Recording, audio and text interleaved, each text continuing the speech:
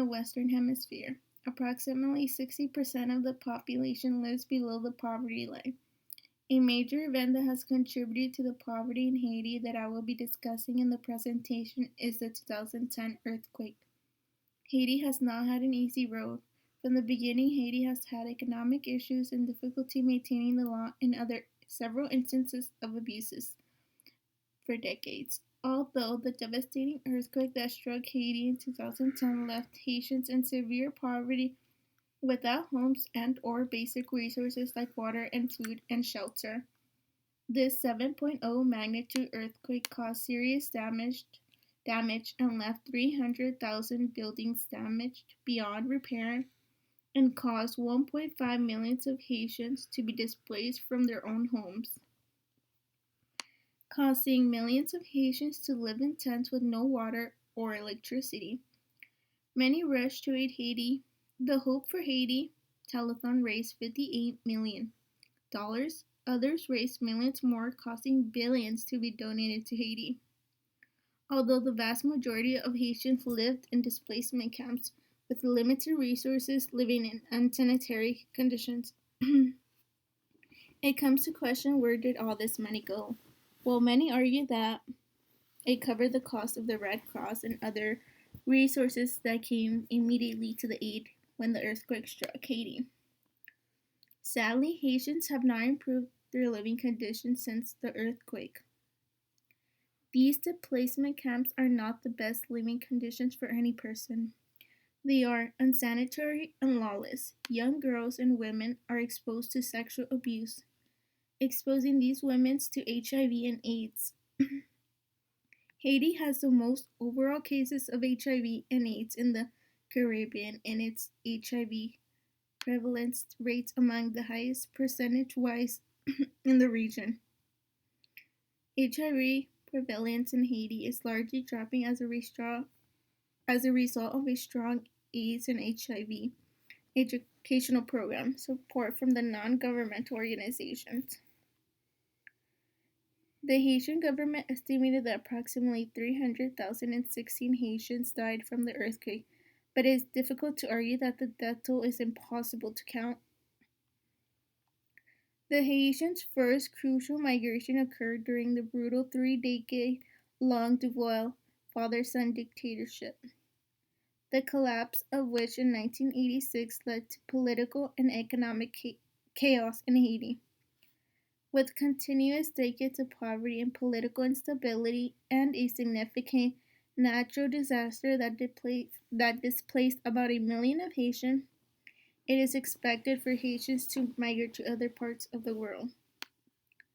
For instance, the United States is a first choice for Haitians to migrate. Also, other parts in the Americas and nearby Caribbean are locations where Haitians are more likely to migrate to. The United States became the home to an estimate of 500,000 Haitian immigrants, the largest concentration of Haitians in any country outside of Haiti. When the earthquake struck, the United States extended its temporary protected status to only certain Haitians already in the United States. To qualify for this temporary protected status, an applicant must show that he or she is a Haitian national who was residing in the United States as of January 12, 2010. Haitians who were not present in the United States as of the date of the earthquake are not eligible, and potential applicants who have been convicted of 1 or 2 misdemeanor offenses are disqualified. With that, Haitians were guaranteed temporary work authorization and the relief from deportation. Approximately 55,000 Haitian immigrants were granted temporary protected status. Haitians arriving at the border since early summer 2016 were allowed to enter on humanitarian parole and to stay up to 3 years. Parole is an exercise of executive discretion that allows lawful entry and permission to stay for a temporary period.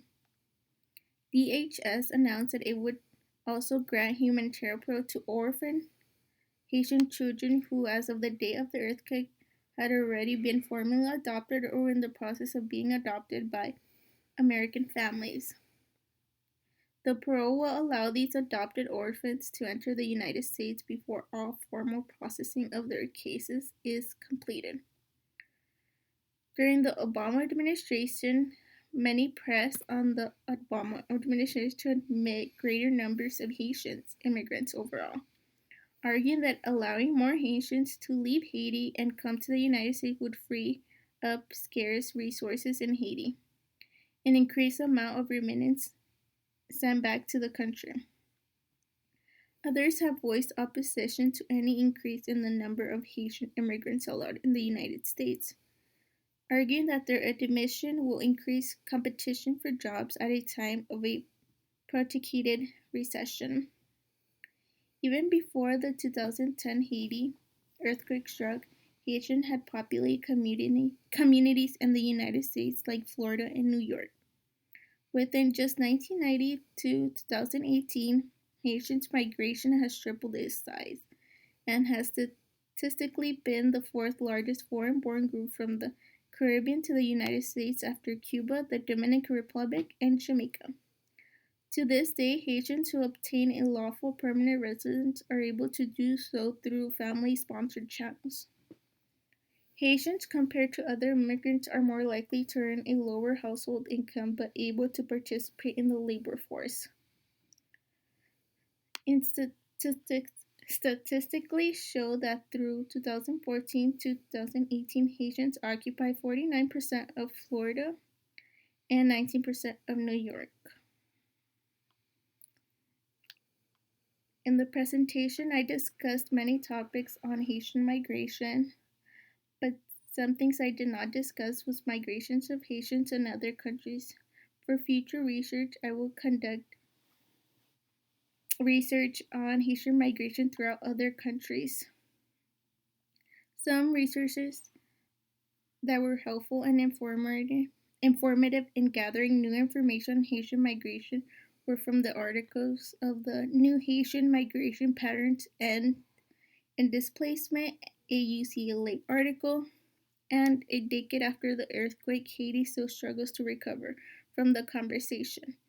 A massive earthquake hits Haiti from the Washington Post, and a lost decade, Haiti still struggles to recover 10 years after massive earthquake from the NPR.org. There is other useful articles that I used throughout